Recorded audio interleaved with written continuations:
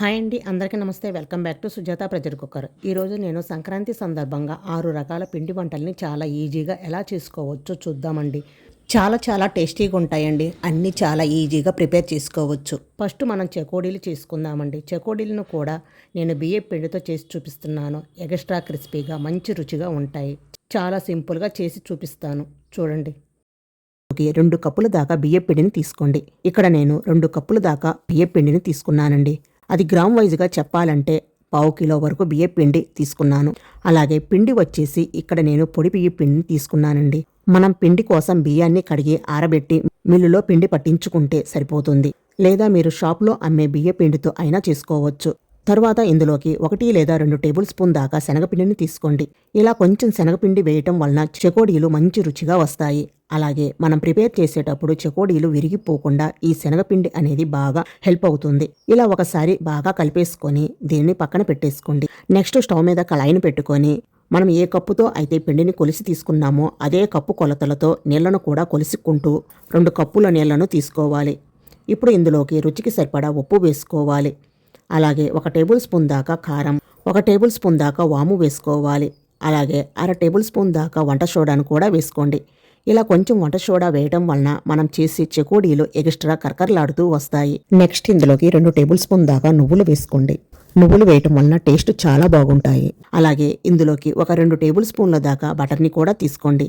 లేదా మీరు వెన్ననైనా లేదా నూనెనైనా వాడుకోవచ్చు. ఇలా తీసుకున్న అన్నింటినీ ఒకసారి బాగా కలిపి నీళ్లను మరగటం స్టార్ట్ అయ్యే అంతవరకు వేడి చేయండి. మరి ఎక్కువసేపు మరగాల్సిన అవసరం లేదండి. జస్ట్ ఇలా ఉడకటం స్టార్ట్ అయితే సరిపోతుంది. ఇలా ఒక పొంగు వచ్చిన తర్వాత ఇప్పుడు ఇందులోకి బియ్య పిండిని వేసేసేయండి. ఇలా బియ్య పిండి వేసాక స్టవ్ ఆఫ్ చేసేసి అంతా బాగా కలిసేలాగా బాగా కలపండి. ఇక్కడ మనం నీళ్లను కరెక్ట్గా కొలిచి తీసుకున్నాము కాబట్టి మనం తీసుకునే పిండికి కరెక్ట్గా సరిపోతుంది. ఇలా ఒకసారి బాగా కలిసేలాగా కలుపుకోవాలి. ఇలా బాగా కలిపిన తర్వాత మూత పెట్టి ఒక 5 లేదా 10 నిమిషాల పాటు, అంటే ఇది కొంచెం చల్లారే అంతవరకు పక్కన ఉంచండి. 10 నిమిషాల తర్వాత చూడండి, కంప్లీట్గా చల్లారిపోలేదండి, కొంచెం గోరువెచ్చగా ఉంది. అలాగే మనం ఇలా కలిపేటప్పుడు మళ్ళీ నీళ్లు వేయాల్సిన అవసరం లేదు. మనం ముందుగా తీసుకున్న నీళ్లు కరెక్ట్గా సరిపోతాయండి. సో మీరు ఇలా కలిపేటప్పుడు మరీ పొడిగా అనిపించినా, ముద్ద కట్టడం అంతా బాగా లేకపోయినా లైట్గా నీళ్లను చల్లుకుంటూ కలుపుకోవాలి. లేదా చేతికి తడి చేసుకోనైనా పిండిని బాగా కలపండి. మనకు స్టార్టింగ్ కొంచెం పొడిగా అనిపిస్తుంది. ఒక 2-3 నిమిషాలు ఇలా ప్రెస్ చేస్తూ కలిపేసేసరికి ఇది అంతా ముద్దలాగా వస్తుంది. సో ఇలా పిండి ముద్ద వచ్చే అంతవరకు బాగా కలిపేసేయాలి. చూడండి, కన్సిస్టెన్సీ కూడా ఇలా సాఫ్ట్గా ఉండాలి. మరి ఎక్కువ సాఫ్ట్గా ఉండవద్దు. ఇక్కడ వీడియో క్లిప్లో చూపించినట్లుగా కలిపితే సరిపోతుంది. ఇప్పుడు కొంచెం పిండిని తీసుకుంటూ మిగతా పిండి ఆరిపోకుండా మూత పెట్టి పక్కన ఉంచండి. ఇప్పుడు మనం చెకోడీలు ఎలా చేసుకోవాలో చూద్దాం. ఇప్పుడు టేబుల్ మీద కానీ, ప్లేట్ మీద కానీ, కిచెన్ రాయి మీద కానీ ఇలా చెకోడీలా చుట్టి తీసుకుందాం. ఇలా బాగా రోల్ చేసి ఇలా ఫింగర్కి చుట్టి ఎడ్జెస్ అన్నీ విడిపోకుండా 2 ఎడ్జెస్కి బాగా కలిపి ఒక ప్లేట్లోకి తీసుకోండి. ఇలాగే సన్నగా లావుగా కాకుండా సమానంగా రోల్ చేసి ఇలా రౌండ్గా చుట్టుతూ ప్లేట్లోకి తీసుకోండి. ఇలా మనం చెకోడీలు చుట్టేటప్పుడు విరిగిపోయినా సరే, సరిగా షేప్ రౌండ్గా రాకపోతే పిండి అనేది కొంచెం పొడిగా ఉందని అర్థం. అలాంటప్పుడు మీరు కలిపిన దానికంటే పిండిని కొంచెం సాఫ్ట్గా కలుపుకొని ఆ తర్వాత ఇలా చెకోడీలను చుట్టండి. పిండి మరీ గట్టిగా ఉన్నా, డ్రైగా ఉన్నా ఇలా రౌండ్గా చెకోడీలు చుట్టేటప్పుడు విరిగిపోయినట్టు అయిపోతాయి. అలాంటప్పుడు ఈ టిప్ అనేది యూజ్ అవుతుంది. సో ఇదే విధంగా మనం కలిపిన పిండి మొత్తం కూడా రౌండ్గా రోల్ చేస్తూ ఇక్కడ నేను అన్ని రింగులు చుట్టి తీసుకున్నాను. సో ఇలా అన్నింటినీ ప్రిపేర్ చేశాక ఇప్పుడు వీటిని ఫ్రై చేసుకోవాలి. డీప్ ఫ్రైకి సరిపడా ఆయిల్ పోసుకొని ఆయిల్ని బాగా వేడి చేయండి. ఆయిల్ బాగా వేడయ్యాక ఇప్పుడు మంటను మీడియం ఫ్లేమ్లోకి అడ్జస్ట్ చేసి ఇందులోకి సరిపడన్ని చెకోడీలను వేసుకుంటూ ఇలా తీసుకున్న చెకోడీలు వెంటనే కదిపామంటే విరిగిపోతాయి. 1 నిమిషం అలా ఉంచి ఫ్రై చేశామంటే వీటి షేప్ అనేది సెట్ అవుతుంది. ఆ తర్వాత మనం స్లోగా అటు ఇటు తిప్పుకుంటూ క్రిస్పీగా వచ్చే అంతవరకు బాగా ఫ్రై చేయాలి. అలాగే మనం వీటిని ఎంతసేపు ఫ్రై చేసినా కలర్ అనేది పెద్దగా మారదు. ఈ పైన నొరగ వస్తుంది కదా, ఆ నొరగ అనేది కంప్లీట్గా తగ్గిపోయిన తర్వాత మంటను మీడియం ఫ్లేమ్లో ఉంచి బాగా ఫ్రై చేయండి. ఇవి ఎలా అయితే ఫ్రై అవుతాయో అలా క్రిస్పీగా, అలాగే పైన వచ్చిన నొరగ అనేది తగ్గిపోతుంది. చూడండి, కాసేపు ఇలా ఫ్రై చేసేటప్పటికి పైన నొరగ అనేది కంప్లీట్గా తగ్గిపోయింది కదా. ఇలా వచ్చిందంటే చెకోడీలు బాగా ఫ్రై అయినట్టు. ఇప్పుడు ఈ చెకోడీలను జాలి గరిటెతో తీసుకుంటూ ఒక ప్లేట్లోకి తీసుకుందాం. ఇదే ప్రాసెస్ని కంటిన్యూ చేస్తూ మనం చేసిన చెకోడీలన్నీ కొంచెంగా వేసుకుంటూ ఫ్రై చేసుకోవడమే. ఇలా మనం బియ్య పిండితో మంచి టేస్టీగా ఎక్స్ట్రా కరకరలాడుతూ చాలా ఈజీగా చేసుకోవచ్చు. ఈ ప్రాసెస్ చేస్తే మైదా పిండితో చేసిన చెకోడీల కంటే కూడా ఈ చెకోడీల టేస్ట్ చాలా చాలా బాగుంటాయండి. టీ టైం స్నాక్గా అయినా లేదా పండగలప్పుడు పిండి వంటల్లోకైనా ఇలా సింపుల్గా ప్రిపేర్ చేసుకోవచ్చు. సో మీరు ఈసారి చెకోడీలు చేసేటప్పుడు ఈ టెక్నిక్తో ట్రై చేసి చూడండి, చాలా పర్ఫెక్ట్గా చేస్తారు. అలాగే మీరు ట్రై చేసిన తర్వాత మీకు ఎలా కుదిరాయో కింద కామెంట్లో తప్పకుండా తెలియచేయండి. ఇప్పుడు చెక్కలు చేసుకుందామండి. చాలామందికి చెక్కలంటే చాలా చాలా ఇష్టం కదండి. ఇలా పిండిని కలిపి చేయండి, ఎక్స్ట్రా క్రిస్పీగా వస్తాయి, సూపర్ టేస్టీగా ఉంటాయండి. ఒక పెద్ద గిన్నెని తీసుకోండి, అందులోకి 5 కప్పులు దాకా బియ్య పిండిని తీసుకోండి. అదే కేజీల ప్రకారం అయితే 1 కేజీ బియ్య పిండిని తీసుకున్నాను. పొడి బియ్య పిండేనండి, మనం బియ్యం ఆడించి తీసుకున్న పొడి బియ్య పిండేనండి. ఎక్కువ క్వాంటిటీలో చెక్కలు చేసుకునేవారు అయితే బియ్య పిండిని ఇంట్లోనే చేసుకోవాలి అనుకుంటే గనుక బియ్యాన్ని శుభ్రంగా కడిగేసి ఎండలో ఆరబెట్టి మిల్లుకు వేసుకుంటే ఇలా మెత్తటి బియ్య పిండి తయారవుతుంది. సో నేను ఇక్కడ 1 కేజీ బియ్య పిండికి సరిపోయే కొలతలన్నీ కూడా చెప్తున్నానండి. దాని ప్రకారంగా మీరు తీసుకునే క్వాంటిటీని బట్టి ఇంగ్రీడియంట్స్ని అడ్జస్ట్ చేసుకోండి. 1 కేజీ బియ్య పిండిలోకి 2 టేబుల్ స్పూన్ల దాకా నువ్వులు, అలాగే 1 టేబుల్ స్పూన్ దాకా జీలకర్ర, రుచికి సరిపడినంత ఉప్పు వేసుకోండి. మీ టేస్ట్కి సరిపడినంత ఉప్పు వేసుకోండి. నేను ఇక్కడ 1.5 టేబుల్ స్పూన్ల దాకా ఉప్పు వేసుకుంటున్నాను.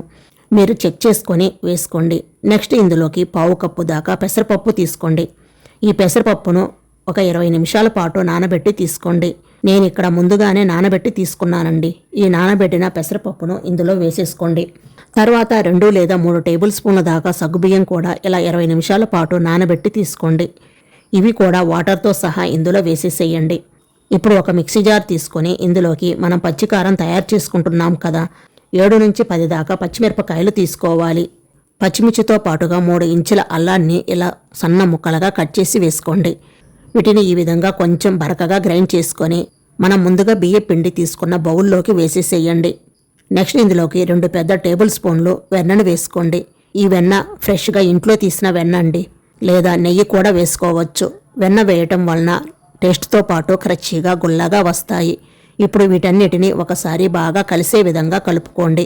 అంతా కలిసేలాగా కలుపుకున్న తర్వాత ఇప్పుడు ఇందులోకి 1 గుప్పెడు కరివేపాకుని ఇలా సన్నగా కట్ చేసి వేసుకోండి. అలాగే గుప్పెడు కొత్తిమీరను కూడా ఇలా సన్నగా తరిగి వేసుకోండి.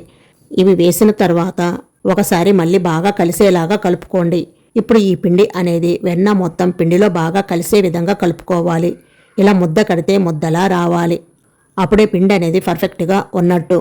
ఇప్పుడు అంతా కలిసేలాగా కలుపుకున్న తర్వాత టేస్ట్ చెక్ చేసుకొని సాల్ట్ను ఇక్కడ అడ్జస్ట్ చేసుకోవచ్చు. ఇప్పుడు కొంచెం కొంచెంగా నీళ్లు పోసుకుంటూ కలుపుకోవాలి.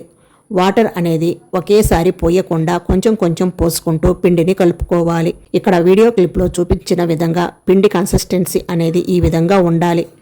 మరీ సాఫ్ట్గా ఉండకూడదు, అలాగని మరీ గట్టిగా ఉండకూడదు. మనం చెక్కలు చేసుకోవడానికి ఒత్తుకోవడానికి వీలుగా ఈజీగా స్ప్రెడ్ అవ్వాలన్నమాట. సో పిండిని ఇలా కలుపుకోవాలి. ఒకేసారి పిండి మొత్తం కలిపేయవద్దు.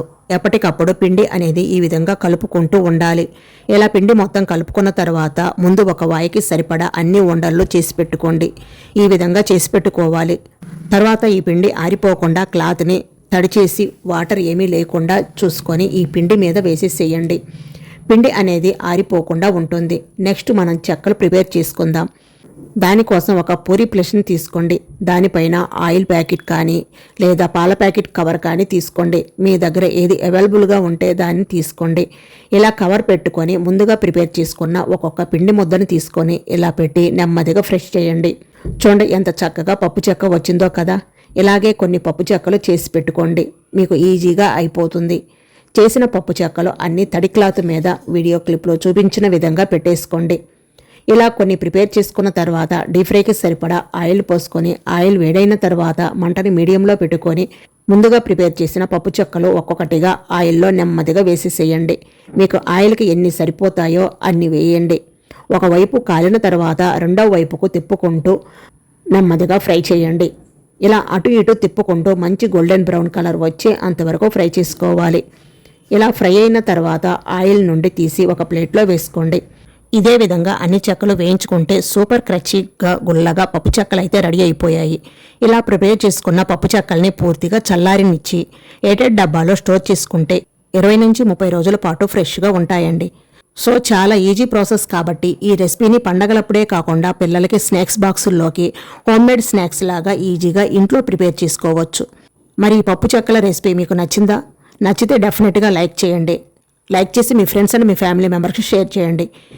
అండ్ రెసిపీని ఇంట్లో ట్రై చేసి మీకు టేస్ట్ ఎలా అనిపించిందో తప్పకుండా కామెంట్ రూపంలో తెలియచేయండి. ఇప్పుడు మూందాలు చేసుకుందాం. ఇవి అచ్చం బయట షాపుల్లో లాగా టేస్ట్ రావాలంటే ఒక్కసారి ఈ విధంగా ట్రై చేయండి. చాలా చాలా బాగుంటాయి. క్రిస్పీగా చాలా టేస్టీగా ఉంటాయండి. మనం ఈ రెసిపీ కోసం మసూర్ దాల్ని యూజ్ చేస్తున్నాను. అంటే ఎర్ర కందిపప్పు ఉంటుంది కదండి, అది పొట్టుతో ఉండే ఎర్ర కందిపప్పు అన్నమాట. ఇది సూపర్ మార్కెట్లో మసూరి దాల్ అంటే ఎక్కడైనా దొరుకుతుంది. హోల్ మసూర్ దాల్ అన్నమాట. నేను అమెజాన్లో తీసుకున్నానండి. దీని ప్రైస్ వచ్చేసి 60 to 70 మధ్యలో పడింది నాకు. ఇది 1/2 kg. ఈ 1/2 kgతో అయితే తయారు చేస్తున్నాను. కప్స్ ప్రకారంగా చూసుకుంటే 2.5 కప్పుల దాకా పప్పు అయితే వచ్చిందండి. పప్పును గిన్నెలోకి వేసుకొని 2-3 సార్లు బాగా నీళ్ళతో కడిగేసేయండి. రబ్ చేస్తూ వాష్ చేసుకున్న తర్వాత మళ్ళీ నిండుగా నీళ్లు పోసి ఇందులో 1 టేబుల్ స్పూన్ దాకా వంట సోడా వేసుకోవాలి. ఒకసారి కలిపేసుకొని నైట్ అంతా నానబెట్టుకోవాలండి. ఇలా నానబెట్టేటప్పుడు వంట సోడా వేసి నానబెట్టడం వలన పప్పు కాస్త పీల్చుకొని ఫ్రై చేసేటప్పుడు క్రచ్చిగా వస్తుంది. ఇలా వేసుకొని మూత పెట్టి ఓవర్ నైట్ అంతా నానబెట్టేసేయండి. నెక్స్ట్ డే మార్నింగ్ కల్లా పప్పు ఈ విధంగా చక్కగా నానిపోయింది కదా. చూడండి, పప్పు చక్కగా నానిపోయింది. ఇలా ఒక గింజ తుంచి చూడండి, పప్పు చక్కగా నానిపోయింది. ఇలా నానిన పప్పులో మళ్ళీ నీళ్లు పోసి 2-3 సార్లు బాగా కడిగేసుకోవాలి. ఆ స్మెల్ అంతా పోతుందన్నమాట. నీట్గా కడిగేసుకున్న తర్వాత వాటర్ అంతా వంపేసుకొని ఇలా వాటర్ అంతా వంపేసుకున్న తర్వాత ఒక పొడి క్లాత్ మీద వేసి ఫ్యాన్ కింద ఆరబెట్టేసుకోవాలి. ఇలా పల్చగా ఆరబెట్టుకోవాలి. తడి ఏమీ లేకుండా పల్చగా పరిచి ఆరబెట్టండి. ఒక 15 to 20 మినిట్స్కి పప్పు అనేది పైన అంతా డ్రై అయిపోతుంది. ఈ విధంగా పప్పును పొడి పొడిగా ఉండాలన్నమాట. ఇలా డ్రైగా ఎండిపోయినట్లుగా ఉండకూడదు. ఇలా ఆరబెట్టుకున్న తర్వాత ఇలా చేతికి తేమ అంటుకోకుండా ఉంటే సరిపోతుంది.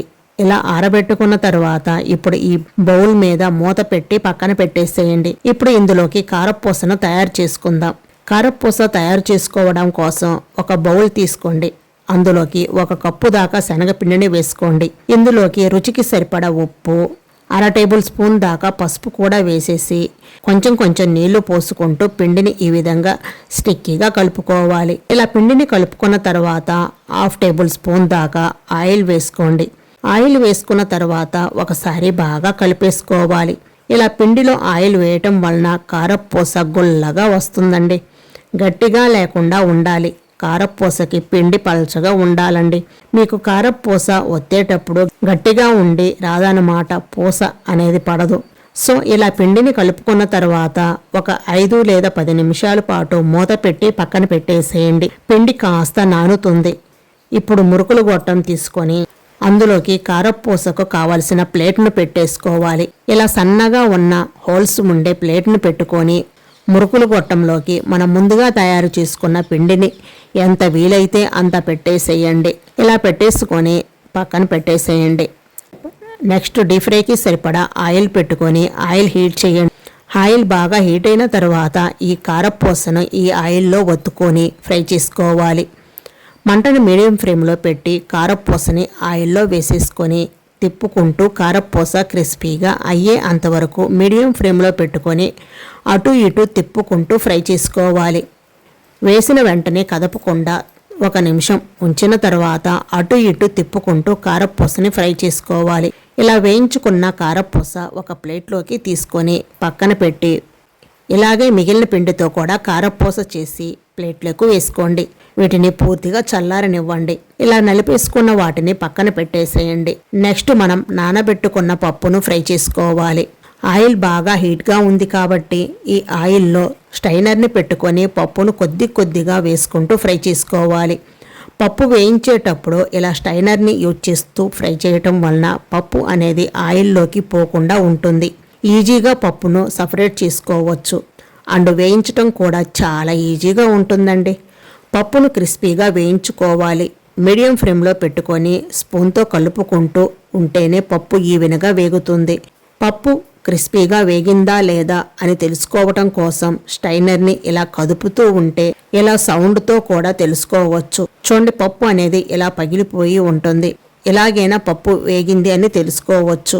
ఇలా మంచిగా వేగిన పప్పును ఒక టిష్యూ ఉన్న ప్లేట్లోకి వేసుకోండి. మొత్తం నానబెట్టిన పప్పును కూడా ఇలాగే వేయించుకోవాలి. ఇలా మిగిలిన పప్పును కూడా మొత్తం వేయించుకొని పక్కన పెట్టేసుకోండి. వేయించుకున్న పప్పును మొత్తం కూడా టిష్యూ ఉన్న బౌల్లోకి వేసుకోవాలి. ఎక్స్ట్రా ఆయిల్ ఉంటే టిష్యూ పీల్ చేసుకుంటుంది. ఇలా వేయించుకున్న పప్పును పక్కన పెట్టేసుకోవాలి. ఇలా పప్పు మొత్తం వేయించుకున్న తర్వాత మళ్ళీ తిరిగి స్టైనర్ని ఆయిల్లో పెట్టేసుకొని అరకప్పు లేదా 1/4 కప్పు దాకా జీడిపప్పు పలుకులు కూడా వేసుకొని సన్నటి సెగ మీద గోల్డెన్ బ్రౌన్ కలర్ వచ్చే అంతవరకు వేయించుకోవాలి. ఇలా గోల్డెన్ బ్రౌన్ కలర్ వచ్చిన తర్వాత తీసి పక్కన పెట్టేసుకోండి. అలాగే 1 కప్పు దాకా కరివేపాకును కూడా వేసుకొని ఆయిల్లో ఫ్రై చేసుకొని క్రిస్పీగా అయిన తర్వాత తీసి పక్కన పెట్టేసుకోండి. ఇప్పుడు మిక్చర్ మొత్తాన్ని కూడా కలుపుకోవటమే. సో టిష్యూను పక్కకు తీసేసేయండి.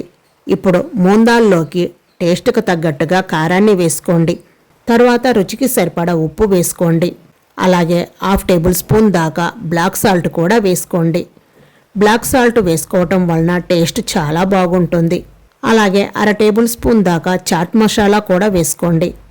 తర్వాత 1/2 టేబుల్ స్పూన్ దాకా ఆమ్చూర్ పౌడర్, 1/2 టేబుల్ స్పూన్ దాకా జీలకర్ర పొడి కూడా వేసుకోండి. ఇవన్నీ వేసుకున్న తర్వాత ఒకసారి బాగా కలుపుకోవాలి. నెక్స్ట్ ఇందులోకి మనం ఫ్రై చేసిన కరివేపాకు రోస్ట్ను కూడా వేసుకోండి.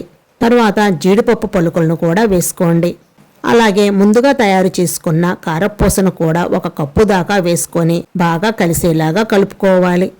ఇలా అంతా బాగా కలిపేసుకున్న తర్వాత ఉప్పు కారాన్ని అడ్జస్ట్ చేసుకుంటే సరిపోతుంది. అంతేనండి, super tasty sweet shop style dal moti mixture ready అయిపోయింది. చేసుకోవటం కూడా చాలా ఈజీ అన్నమాట. టేస్ట్ కూడా చాలా చాలా బాగుంటుందండి. మీరు కూడా ఈ దాల్ మోతీ మిక్చర్ని ఇంట్లో తప్పకుండా ట్రై చేయండి. ట్రై చేసి మీకు టేస్ట్ ఎలా అనిపించిందో నాకు కామెంట్ రూపంలో తప్పకుండా తెలియచేయండి. ఇప్పుడు ఎగ్ బిస్కెట్లు ఎలా చేసుకోవాలో చూసేద్దామండి. చాలా సాఫ్ట్గా రుచిగా రావాలంటే బిస్కెట్స్ ఎలా చేసుకుంటే బాగుంటాయో చూపిస్తాను. చూసిన తర్వాత మీరు కూడా చేసుకోండి. అందులోకి ఒక స్టైనర్ని పెట్టుకొని అందులోకి 1 కప్పు దాకా మైదా పిండిని వేసుకొని ఇలా జల్లించి తీసుకోండి. ఇలా జల్లించటం వలన పిండి అనేది పొడి పొడిగా ఉండి బిస్కెట్స్ గుల్లగా వస్తాయి. నెక్స్ట్ మరొక కప్పు గోధుమ పిండి వేసుకోండి. దీన్ని కూడా జల్లించి తీసుకోండి. మీకు ఇష్టం అయితే మొత్తం గోధుమ పిండితోనైనా చేసుకోవచ్చు, లేదా మొత్తం మైదా పిండితోనైనా చేసుకోవచ్చు. ఇలాగైనా 1 కప్పు గోధుమ పిండి 1 కప్పు మైదా వేసి చేసిన బిస్కెట్స్ చాలా బాగా వస్తాయి. ఇలా 2 కప్పుల పిండి జల్లించిన తర్వాత ఇక్కడ మెజర్మెంట్స్ అనేవి అన్నీ కూడా ఒకే కప్పుతో తీసుకోండి. బిస్కెట్స్ అనేవి విరిగిపోకుండా చక్కగా వస్తాయి. ఇలా 1/4 కప్పు నెయ్యి వేసుకున్న తర్వాత ఇందులోకి చిటికెడు ఉప్పు వేసుకోండి. ఇలా కొద్దిగా ఉప్పు వేసుకోవటం వలన బిస్కెట్స్ అనేవి టేస్ట్గా ఉంటాయి. తర్వాత వీటిని ఒకసారి పిండిలో బాగా కలిసేలాగా కలుపుకోండి. ఈ నెయ్యి మొత్తం పిండికి పట్టేటట్లు ఇలా రబ్ చేస్తూ కలపండి. చూడండి, ఇలా ముద్ద కడితే ముద్దలా రావాలి. ఇలా కలుపుకున్న పిండిని పక్కన పెట్టేసేయండి. నెక్స్ట్ వచ్చేసి ఒక మిక్సీ జార్ తీసుకొని అందులోకి 1 కప్పు దాకా పంచదార వేసుకోండి. 2 కప్పుల పిండికి 1 కప్పు పంచదార అయితే సరిపోతుంది. మీరు స్వీట్ ఎక్కువ తినేవారు అయితే మరి కొంచెం వేసుకోండి, సరిపోతుంది. ఇందులోనే 2-3 యాలకులు కూడా వేసి పంచదారను మెత్తగా గ్రైండ్ చేసుకోవాలి. ఇలా మెత్తగా గ్రైండ్ చేసిన దానిని ముందుగా మనం కలిపి పెట్టుకున్న గోధుమ పిండిలో వేసేసేయండి. తరువాత గోధుమ పిండిలో ఈ పంచదార పొడి మొత్తం బాగా కలిసేలాగా కలుపుకోవాలి. నెక్స్ట్ వచ్చేసి 3 కోడిగుడ్లను తీసుకోండి. 2 కప్పుల గోధుమ పిండికి 3 కోడిగుడ్లు సరిపోతాయి.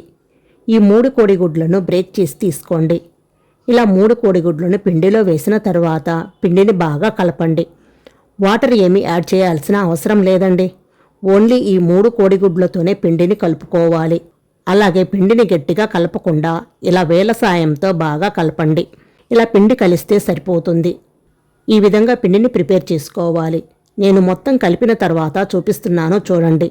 ఇలా కలుపుకుంటే సరిపోతుంది. ఇప్పుడు ఇందులో నుంచి మొత్తం ఒకేసారి కాకుండా 2 పార్ట్లుగా డివైడ్ చేసుకోండి. ఇప్పుడు ఒక పిండి ముద్దను తీసుకొని దాన్ని కిచెన్ టాప్ మీద కానీ లేదంటే చపాతీ పీట మీద కానీ పెట్టుకొని కొంచెం పొడిపిండి చల్లుకొని ఈ విధంగా ముద్దను పెట్టేసుకొని ఇప్పుడు చపాతీ కర్ర తీసుకొని 1/2 ఇంచ్ మందంతో ఒత్తుకోండి. మరీ పల్చగా కాకుండా మరీ మందంగా కాకుండా 1/2 ఇంచ్ మందంగా ఉండేలాగా ఒత్తుకోవాలి. దీనికి 2 లేయర్స్గా రావటానికి నేను ఇక్కడ చపాతీ ప్రిపేర్ చేసిన తర్వాత వీడియో క్లిప్లో చూపిస్తున్నాను చూడండి. ఈ బిస్కెట్స్ 2 లేయర్స్గా కనపడాలి అనుకుంటే నేను ఏ విధంగా ఫోల్డ్ చేస్తున్నానో ఆ విధంగా ఫోల్డ్ చేయండి. సో అంతేకాకుండా లోపల వరకు చక్కగా ఫ్రై అవుతాయి. ఇక్కడ నేను ఫోల్డ్ చేసి చూపిస్తున్నాను చూడండి. వీడియో క్లిప్లో చూపించిన విధంగా 4 సైడ్స్ కూడా క్లోజ్ చేసేసుకోవాలి. క్లోజ్ చేసిన తర్వాత కూడా మళ్ళా దీన్ని స్క్వేర్ షేప్లో కానీ లేదంటే రెక్టాంగిల్ షేప్లో కానీ ఒత్తుకోండి. తర్వాత మీకు బిస్కెట్స్ అనేవి ఏ షేప్లో కావాలంటే ఆ షేప్లో కట్ చేసుకోవచ్చు. ఏ షేప్లోనైనా కానీ ఈ చపాతీని ప్రిపేర్ చేసుకోవచ్చు. కానీ 1/2 ఇంచ్ మందంతో ఒత్తుకోండి. ఇక్కడ నేను మీకు చపాతీ అంతా కూడా ప్రిపేర్ చేసిన తర్వాత చూపిస్తున్నాను చూడండి. ఈ మందంతో ఒత్తుకోవాలన్నమాట. ఇలా ఒత్తుకున్న తర్వాత మీకు రౌండ్ షేప్లో బిస్కెట్స్ కావాలనుకుంటే ఇలా రౌండ్గా ప్రిపేర్ చేసుకోండి. లేదంటే స్క్వేర్ షేప్లో ప్రిపేర్ చేసుకోండి. అది మీ ఇష్టం. నేనైతే రౌండ్ బిస్కెట్స్నే ప్రిపేర్ చేస్తున్నాను. ఇలా రౌండ్గా ఉన్న ఏదో ఒక మూతను తీసుకోండి. మన కిచెన్లో ఏదో ఒకటి ఉంటాయి కదా డబ్బాలకు మూతలు. ఆ మూతను తీసుకొని ఈ విధంగా కట్టర్ లాగా యూజ్ చేసుకొని ఇలా కట్ చేసుకోండి. చూసారా ఎంత బాగా వచ్చాయంటే చాలా బాగా వచ్చాయి కదా బిస్కెట్స్. ఈ విధంగా అంతా పిండితో కూడా బిస్కెట్స్ అనేవి ప్రిపేర్ చేసుకోవాలి. ఇలా బిస్కెట్స్ అన్నీ ప్రిపేర్ చేసుకున్న తర్వాత ఎక్స్ట్రా పిండి ఉంటుంది కదా మళ్ళా దానిని చపాతీలాగా చేసుకొని దాంతో కూడా ఇదే విధంగా బిస్కెట్స్ని ప్రిపేర్ చేసుకోవాలి. ఇక్కడ నేను మీకు అన్ని బిస్కెట్స్ ఇలా ప్రిపేర్ చేసిన తర్వాత చూపిస్తున్నాను చూడండి. ఈ విధంగా ప్రిపేర్ చేసుకోవాలి. ఇక్కడ నేను తక్కువ క్వాంటిటీలో చేస్తున్నాను కాబట్టి అన్నీ కూడా ఒకేసారి ప్రిపేర్ చేశాను. అదే మీరు కొద్దిగా ఎక్కువ చేసుకున్నట్లయితే కొన్ని ప్రిపేర్ చేసిన తర్వాత వాటిని ఫ్రై చేసేటప్పుడు చేసుకోండి. ఇప్పుడు ఈ బిస్కెట్స్ని ప్రిపేర్ చేసుకోవడానికి డీప్ ఫ్రైకి సరిపడా ఆయిల్ పోసుకొని ఆయిల్ అనేది ఎక్కువ హీట్లో ఉండకూడదు. మీడియం హీట్లోనే పెట్టుకొని ఈ బిస్కెట్స్ని ప్రిపేర్ చేసుకోవాలి. ఇలా ఒక బిస్కెట్స్ వేసిన తర్వాత జస్ట్ మనకి లైట్గా పొంగు అనేది రావాలన్నమాట. ఎక్కువ అవసరం లేదు. ఎక్కువ హీట్ కూడా వద్దు. వీటిని లో టు మీడియం ఫ్లేమ్లోనే ఫ్రై చేసుకోవాలి. ఇలా బాండిల్కి ఎన్ని సరిపోతాయో అన్ని వేసుకొని వేసిన వెంటనే బిస్కెట్స్ని గరిటె పెట్టి కదపవద్దు. అవి కొద్దిగా వేగాయి అనిపించినప్పుడు అవి నూనె నుండి కొంచెం పైకి తేలుతాయి. అప్పుడు గరిటెతో కలుపుకుంటూ వీటిని ఫ్రై చేసుకోవాలి. లో టు మీడియం ఫ్లేమ్లో ఫ్రై చేసుకోవాలి. ఇవి మంచి గోల్డెన్ బ్రౌన్ కలర్ వచ్చే అంతవరకు ఫ్రై చేసుకోవాలి. నూనెలో ఉన్నప్పుడు మెత్తగా అనిపిస్తాయి. కానీ నూనె నుంచి తీసి పూర్తిగా చల్లారిన తర్వాత ఇవి క్రిస్పీగా వచ్చేస్తాయి. లోపల గుల్లగుల్లగా చాలా టేస్టీగా ఉంటాయి. ఇక్కడ నేను అన్నీ బాగా ఫ్రై అయిన తర్వాత చూపిస్తున్నాను చూడండి. ఇలా గోల్డెన్ కలర్ వచ్చే అంతవరకు కూడా ఈ బిస్కెట్స్ని ఫ్రై చేసుకోవాలి. ఇలా ఫ్రై చేసుకున్న తర్వాత వీటిని నూనె నుంచి తీసి ఒక ప్లేట్లోకి వేసుకోవటమే. ఇదే విధంగా మిగిలిన అన్ని బిస్కెట్స్ని కూడా ఫ్రై చేసుకోండి. అండ్ బిస్కెట్స్ని ఫ్రై చేసేటప్పుడు గుర్తుపెట్టుకోవాల్సిన విషయం ఫ్లేమ్ని లో టు మీడియం ఫ్లేమ్లో పెట్టుకోవాలి. అంతేనండి, చాలా రుచికరమైన గోధుమ పిండి బిస్కెట్స్ అయితే రెడీ అయిపోయాయి. ఒక్కసారి తప్పకుండా ట్రై చేయండి. ట్రై చేసి మీకు టేస్ట్ ఎలా అనిపించిందో నాకు కామెంట్ రూపంలో తప్పకుండా తెలియచేయండి. ఇప్పుడు సున్నుండలు చేసుకుందామండి. ఇవి రోజుకు 1 తింటే హెల్త్కి కూడా చాలా మంచిది. అలాగే ఎముకలు బలంగా ఉంటాయి. ఈ సంక్రాంతికి ఇలా బెల్లం సున్నుండలు కూడా చేయండి. 1 కప్పు దాకా పొట్టు లేని మినపగుండ్లను వేసుకోండి. ఇందులోనే 1 టేబుల్ స్పూన్ దాకా బియ్యం వేసుకోండి. వీటిని నిదానంగా లో టు మీడియం ఫ్లేమ్లో 15 నుంచి 20 నిమిషాల పాటు ఫ్రై చేసుకోవాలి. బియ్యం వేసుకోవటం వలన అచ్చం మినపగుండ్లతో ఈ సున్నుండలు చేస్తే తినేటప్పుడు నోటికి చుట్టుకొస్తూ ఉంటుంది. సో అందుకని కొద్దిగా బియ్యాన్ని ఇందులో వేస్తే రుచి బాగుంటుంది. అలాగే తినటానికి కూడా సులువుగా ఉంటుంది. ఇలా వేసిన పప్పును బాగా ఫ్రై చేసుకోవాలి. 15 నుంచి 20 నిమిషాల పాటు ఫ్రై చేసుకోవాలి. గింజ లోపలి వరకు వేగాలి. అప్పుడే మనకి మినప సున్నుండల రుచి బాగుంటుంది. 15 నిమిషాల తర్వాత మాడిపోకుండా దూరగా నిదానంగా కలుపుతూ వేయించుకుంటే మినపగుండ్లు ఇలా చక్కగా వేగిపోతాయండి. ఇలా వేగిన పప్పును ప్లేట్లోకి తీసుకోండి. నెక్స్ట్ అదే కళాయిలోకి 2 కప్పుల దాకా పొట్టు మినపగుండ్లను వేసుకోండి. ఇక్కడ మనం మినపగుండ్లను అలాగే పొట్టు ఉన్న మినపగుండ్లను 2 తీసుకున్నాము కదా, 3 కప్పుల కింద తీసుకున్నాము. ఇక్కడ ఎక్కువ తక్కువ అనేది మీ ఇష్టం అండి. మీరు కావాలంటే పొట్టు మినపప్పు గుండ్లని ఇంకో అరకప్పు తగ్గించుకొని అరకప్పు దాకా మినపగుండ్లు వేసుకోవచ్చు. ఇలా ఎందుకు తీసుకోవాలంటే పాతకాలంలో మినపగుండ్లని వాటిని నిదానంగా వేయించి తిరగల్లో వేసి వాటిపైన పొట్టును చెరిగి తీసేసి ఆ మినపగుండ్లతో మినప సున్నుండలు ఇలా చేసినా కూడా ఆ టేస్ట్ వస్తుంది. బట్ మనం ఇప్పుడు అంత ప్రాసెస్ ఎక్కడ చేయలేము కాబట్టి పొట్టు మినపప్పు తీసుకోవటం వలన హెల్త్ బెనిఫిట్స్ కూడా మనకి యూజ్ అవుతాయి. మొత్తానికి అయితే 15 నిమిషాల పాటు మాడిపోకుండా దూరగా నిదానంగా కలుపుతూ వేయించుకుంటే ఇవి వేగినవి అని తెలుసుకోవాలంటే కమ్మటి వాసన వస్తుంది. ఇలా పొట్టుపప్పు అలాగే మినపగుండ్లు రెండూ కలిపి వేసుకొని వేపుకోవచ్చు, లేదా వేడివిడిగానైనా వేపుకోవచ్చు. నేనైతే ఇలా సపరేట్గా వేపుతున్నానండి. ఇలా వేగిన తర్వాత స్టవ్ ఆఫ్ చేసి ఒక ప్లేట్లోకి వేసేసుకోండి. అదే కళాయిలో ఉంచితే వేడికి మాడిపోతాయి. అందుకని ఒక ప్లేట్లోకి వేసుకొని ఇలా పరుచుకొని ఈ పప్పులన్నీ త్వరగా చల్లారిపోతాయి. ఇలా రెండింటినీ కలిపి పూర్తిగా చల్లారిన తర్వాత మిక్సీ జార్లో కొంచెం వేసుకొని వీలైనంత మెత్తగా గ్రైండ్ చేసుకోవాలండి. అదే మీరు ఎక్కువ క్వాంటిటీలో గనుక చేసినట్లయితే మిల్లుకు తీసుకువెళ్ళి మిల్లు పట్టించుకోవచ్చు. ఇలా మెత్తగా గ్రైండ్ చేసుకున్న మినపగుండ్లని ఇప్పుడు ఇందులోకి ఏ కప్పుతో అయితే పప్పు తీసుకున్నామో అదే కప్పుతో 3 కప్పుల దాకా తురుముకున్న బెల్లం అయితే పడుతుంది. కొంచెం తీపి ఎక్కువ ఇష్టపడే వాళ్ళు ఇంకా ఒక పావు కప్పు దాకా ఎక్స్ట్రా వేసుకోవచ్చు. నేను ఇక్కడ కొంచెం బెల్లం వేసుకొని గ్రైండ్ చేసుకుంటున్నానండి. ఇలా మెత్తగా గ్రైండ్ చేసుకున్న తర్వాత ఒక ప్లేట్లోకి వేసుకోండి. లేదు బెల్లం మొత్తం పిండిలో కలిపి ఈ విధంగా గ్రైండ్ చేసుకున్న దానిని ఒక ప్లేట్లోకి వేసుకోండి.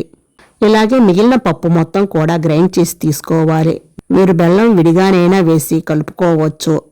ఇందులో మీరు యాలకుల పొడి కూడా వేసుకోవచ్చు ఫ్లేవర్ కోసం, కానీ నేను ఇక్కడ వేయటం లేదండి. ఇలా గ్రైండ్ చేసుకున్న పిండి తీపి సరిపోయిందో లేదో ఒకసారి చెక్ చేయండి. సరిపోకపోతే మరి కొంచెం వేసుకోండి. మినప్పిండి అయితే రెడీ అయిపోయింది. ఇది ఒక ప్లేట్లోకి వేసుకోండి. నెక్స్ట్ వచ్చేసి ఇందులోకి నెయ్యి వేసుకొని ఉండల కింద చుట్టేసుకోవటమే. ఇలా తయారు చేసుకున్న పిండిని స్టోర్ చేసుకొని ఎప్పుడు కావాలంటే అప్పుడు కొద్దిగా పిండిని తీసుకొని నేతితో కలుపుకొని ఉండల కింద చుట్టుకోవచ్చు. నేను మొత్తం కూడా సున్నుండలు చుట్టేస్తున్నాను. అయితే సున్నుండలు చుట్టుకునేటప్పుడు ఖచ్చితంగా నెయ్యి అనేది వేడి చేసుకొని ఇందులో యాడ్ చేసుకోవాలండి. నేను తీసుకున్న క్వాంటిటీకి 1.5 కప్పు దాకా నెయ్యి పట్టిందండి. నెయ్యిని వేడి చేసుకొని ఆ వేడి నెయ్యిని ఇందులో వేసుకొని కలుపుకొని ఉండల కింద చుట్టుకోవాలి. మీకు ఒకవేళ ఉండలు రావట్లేదు అనుకుంటే ఇంకా 2 లేదా 3 టేబుల్ స్పూన్ల దాకా ఎక్స్ట్రా నెయ్యిని యాడ్ చేసుకోవాలి. ఇలా చక్కగా 2 చేతులు ఉపయోగించి ఉండలను గట్టిగా చుట్టుకొని పెట్టుకోవాలి. అంతేనండి, నెల రోజులు ఫ్రెష్గా ఉంటాయన్నమాట. మినప సున్నుండలు దూరగా నిదానంగా వేయించి మంచి స్వచ్ఛమైన నెయ్యి వేసి సున్నుండలు చేస్తే రుచి చాలా బాగుంటుంది. ఇలా చేసి ఇంట్లో వాళ్ళందరికీ పెట్టండి, హెల్దీగా ఉంటారు. పిల్లలకు రోజుకు ఒక లడ్డు పెట్టడం వలన ఎముకలు బలంగా దృఢంగా ఉంటాయి. మరి హెల్దీ సున్నుండలు చేసి ఇంట్లో వాళ్ళందరికీ పెట్టండి. రోజుకు 1 తింటే చాలు, ఎముకలు బలంగా దృఢంగా ఉంటాయి. అయితే ఈ వీడియో మీకు నచ్చిందా? అలాగే మీరు కూడా ఇంట్లో తప్పకుండా ట్రై చేసి మీకు టేస్ట్ ఎలా అనిపించిందో నాకు కామెంట్ రూపంలో తప్పకుండా తెలియచేయండి. Winter special sweet recipe gond laddu చూపించబోతున్నానండి. చాలా హెల్దీ లడ్డు అన్నమాట. అండ్ టేస్ట్ కూడా చాలా బాగుంటుంది. ఈ లడ్డు రోజుకు 1 తింటే చాలండి. మన శరీరంలో ఇమ్యూనిటీని పెంచి చలికాలంలో వచ్చే జలుబు, దగ్గు, ఇంకా మోకాళ్ళ నొప్పులు, కీళ్ల నొప్పులు, నడుము నొప్పి అలాంటివి రాకుండా తట్టుకునే శక్తి ఉందన్నమాట. ఇంట్లో పెద్దవాళ్ళు ఎవరైనా ఉన్నా సరే వాళ్ళకి ప్రిపేర్ చేసి పెట్టండి. పిల్లల నుండి పెద్దవాళ్ళ వరకు ఎవరైనా హ్యాపీగా తినేయవచ్చు. కంపల్సరిగా ఈ వింటర్ సీజన్లో ఒక్కసారైనా ప్రిపేర్ చేసి తినండి, మీకే తెలుస్తుంది. ఇమ్యూనిటీ పవర్ అనేది చాలా పెరుగుతుందన్నమాట. మరి లేట్ చేయకుండా ఈ టేస్టీ హెల్దీ లడ్డును ఎలా తయారు చేసుకోవాలో చూసేద్దాం రండి. ఫస్ట్ అయితే స్టవ్ మీద కళాయిని పెట్టుకొని ఇందులోకి 2 టేబుల్ స్పూన్ల వరకు నెయ్యిని వేసుకొని కరిగించుకోండి.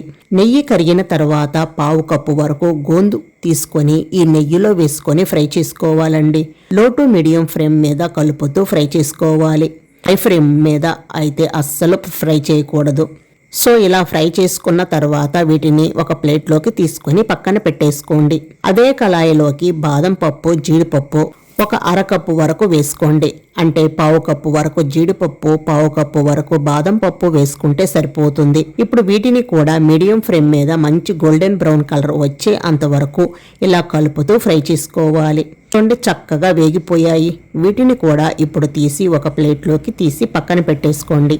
నెక్స్ట్ మిగిలిన ఇదే నెయ్యిలోకి హాఫ్ కప్పు వరకు ఎండు కొబ్బరి ముక్కలు వేసుకొని ఈ ఎండు కొబ్బరి ముక్కలు కూడా మీడియం ఫ్లేమ్ మీద ఉంచి గోల్డెన్ బ్రౌన్ కలర్ వచ్చేంత వరకు ఫ్రై చేసుకోవాలి. చూడండి, కొబ్బరి ముక్కలు కూడా చక్కగా ఫ్రై అయిపోయాయి. మనం ముందు డ్రై ఫ్రూట్స్ తీసుకున్న ప్లేట్లోకి ఒకవైపు తీసి పక్కన పెట్టేసుకోవాలి. ఇప్పుడు మిగిలిన ఇదే నెయ్యిలోకి పావు కప్పు దాకా నువ్వులు కూడా వేసుకొని నువ్వులు చిటపటమనేదాకా ఫ్రై చేసుకొని తీసి వేరొక ప్లేట్లోకి తీసుకోవాలి. చూడండి, ఇవన్నీ ఫ్రై చేసుకునే లోపు గోందు కూడా చక్కగా చల్లారిపోయింది. ఇలా చల్లారిన గోందుని ఒక మిక్సీ జార్లో తీసుకొని అందులోకి వేసుకొని గ్రైండ్ చేసుకుందాం. మరి మెత్తగా కాకుండా కొంచెం కోర్సుగా గ్రైండ్ చేసుకున్నట్లయితే చాలా బాగుంటుంది. చూడండి, ఈ విధంగా అన్నమాట. కొంచెం బరకగా గ్రైండ్ చేసుకున్న ఈ పౌడర్ని ఇప్పుడు వేరొక ప్లేట్లోకి తీసుకోండి. నెక్స్ట్ అదే మిక్సీ జార్లోకి ఇప్పుడు మనం ముందుగా వేయించి పక్కన పెట్టుకున్న కొబ్బరి, బాదం, జీడిపప్పు వేసుకొని ఇలా కోర్సుగా గ్రైండ్ చేసుకోవాలి. మరి మెత్తగా అయితే వేయవద్దు. ఇలా గ్రైండ్ చేసుకున్నాక ఇందులోకి నువ్వులు కూడా వేసుకొని మరీ మెత్తగా అయితే వేయవద్దు. ఇలా గ్రైండ్ చేసుకుంటే మనకు లడ్డు తినేటప్పుడు టేస్ట్ అనేది చాలా బాగుంటుంది.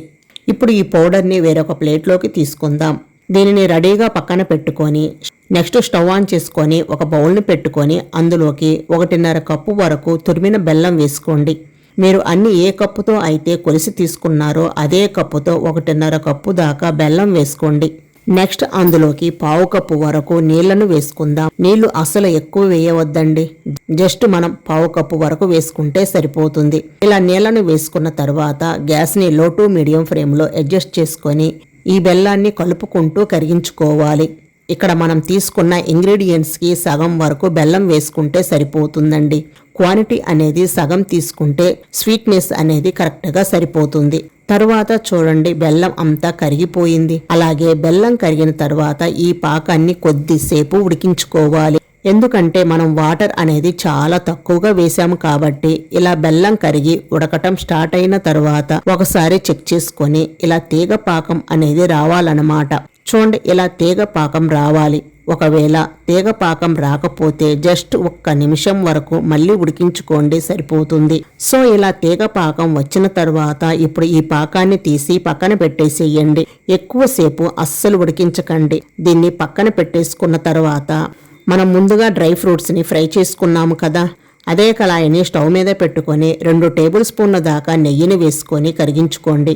నెయ్యి కరిగిన తర్వాత ఇందులోకి 1 కప్పు దాకా గోధుమ పిండి వేసుకోండి.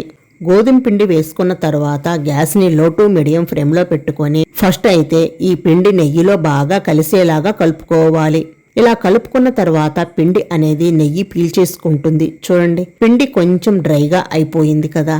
ఇప్పుడు దీనిని ఇలా కొంచెం ఉండలుగా ఉంది కదా, ఇలా అనుకుంటూ 1-2 నిమిషాలు మీడియం ఫ్లేమ్ మీద ఫ్రై చేసుకున్నట్లయితే పిండిలో కొంచెం నెయ్యి రిజర్వ్ అవుతుంది. ఇక్కడ చూస్తున్నారండి, పిండి కొంచెం తడిగా అనిపిస్తుంది. గ్యాస్ని ఇప్పుడు లో టు మీడియం ఫ్లేమ్లో టర్న్ చేసుకొని ఈ పిండి కలర్ మంచి గోల్డెన్ బ్రౌన్ కలర్ షేడ్లోకి మారే అంతవరకు ఇలా కంటిన్యూషన్గా కలుపుకుంటూ ఫ్రై చేసుకోవాలి. ఒకవేళ మీకు పిండి మరీ డ్రైగా అనిపించినట్లయితే మరొక స్పూను వరకు నెయ్యి వేసుకొని ఫ్రై చేసుకోండి. ఇంకా ఎక్కువ నెయ్యి వేసుకొని ఫ్రై చేసుకోవచ్చండి. బట్ నేనైతే చాలా తక్కువ నెయ్యితో అయితే ప్రిపేర్ చేసి చూపిస్తున్నాను. చూడండి, పిండి చక్కగా ఫ్రై అయిపోయింది. ఇలా ఫ్రై చేసుకుంటే టేస్ట్ చాలా బాగుంటుందన్నమాట. సో ఇప్పుడు స్టవ్ ఆఫ్ చేసి దీనిని పక్కకు తీసి పెట్టుకోండి. ఇప్పుడు ఇందులోకి మనం ముందుగా గ్రైండ్ చేసి ఉంచుకున్నాము కదండి డ్రై ఫ్రూట్స్ పౌడర్, సో దాన్ని అయితే వేసుకోవాలి. నెక్స్ట్ అలాగే గోందు పౌడర్ని కూడా వేసుకొని ఇప్పుడు అంతా బాగా కలిసేలాగా కలుపుకోవాలి. ఇలా కలుపుకున్న తర్వాత ఫ్లేవర్ కోసం 3 లేదా 4 యాలకులను ఇలా దంచి వేసుకోండి. టేస్ట్ చాలా బాగుంటుంది. మొత్తం అంతా బాగా కలుపుకున్న తర్వాత ఇందులోకి మనం ముందుగా మరిగించి పెట్టుకున్న ఈ బెల్లం సిరప్ కూడా ఇందులోకి యాడ్ చేసుకోవాలి. ఇలా ఫిల్టర్ చేసుకొని వేసుకోండి. బెల్లం కాబట్టి ఏవైనా నలకలు ఉన్నా ఫిల్టర్ అయిపోతాయి. ఇలా వేసుకొని ఒకసారి బాగా కలుపుకోవాలి. ఇక్కడ చూడటానికి కొంచెం లూజుగా ఉంది కదండి, కానీ మొత్తం అంతా కలిపి కాస్త చల్లారితే మనకు కొంచెం గట్టి పడుతుందన్నమాట. ఇలా కలుపుకున్న తర్వాత 1/2 టేబుల్ స్పూన్ దాకా మిరియాలు అప్పటికప్పుడు దంచి ఫ్రెష్గా మిరియాల పొడిని అందులోకి యాడ్ చేయండి. వింటర్ సీజన్ కాబట్టి మిరియాల పొడి అనేది వేసుకుంటే చాలా మంచిదండి హెల్త్కు. ఇప్పుడు ఇది కూడా మిశ్రమంలో బాగా కలిసేలాగా కలుపుకోవాలి. అన్ని వైపుల నుంచి చక్కగా కలుపుకొని జస్ట్ 1 నిమిషం పాటు అలా వదిలేసినట్లయితే మనకు ఇది కొంచెం గట్టిగా అయిపోతుంది. ఇప్పుడు ఇందులో నుంచి కొంచెం కొంచెం మిశ్రమాన్ని తీసుకొని లడ్డూలా చుట్టుకోవచ్చు. మీకు ఏ సైజులో కావాలనుకుంటే ఆ సైజులో లడ్డూలు చుట్టుకోవచ్చు అన్నమాట. నేను ఇలా మీడియం సైజులో చుట్టేస్తున్నానండి. మీకు నచ్చిన సైజు మీరైతే చుట్టేసుకోండి. అంతేనండి, చాలా సింపుల్ అన్నమాట. అండ్ చాలా అంటే చాలా హెల్దీ అండి. పిల్లల నుంచి పెద్దవాళ్ళ వరకు ఎవరైనా హ్యాపీగా తినేయవచ్చు. కంపల్సరిగా ఈ వింటర్ సీజన్లో ఒకసారైనా ప్రిపేర్ చేసి తినండి, మీకే తెలుస్తుంది. ఇమ్యూనిటీ పవర్ అనేది చాలా పెరుగుతుందన్నమాట. తప్పకుండా మీరు కూడా ట్రై చేయండి. అంతేనండి, మరి చూశారు కదండి సంక్రాంతి స్పెషల్ 6 రకాల పిండి వంటల్ని. ఈ సంక్రాంతికి 6 రకాల పిండి వంటలు మీరు కూడా ఇంట్లో ట్రై చేయండి. ఈ వీడియో మీకు నచ్చింది అనిపిస్తే మన ఛానల్ని సబ్స్క్రైబ్ చేసుకోండి, లైక్ చేయండి, షేర్ చేయండి. ఇలాంటి సింపుల్ అండ్ టేస్టీ రెసిపీస్ కోసం సుజాత ప్రెజర్ కుక్కర్ యూట్యూబ్ ఛానల్ని తప్పకుండా సబ్స్క్రైబ్ చేసుకోండి. Thank you for watching.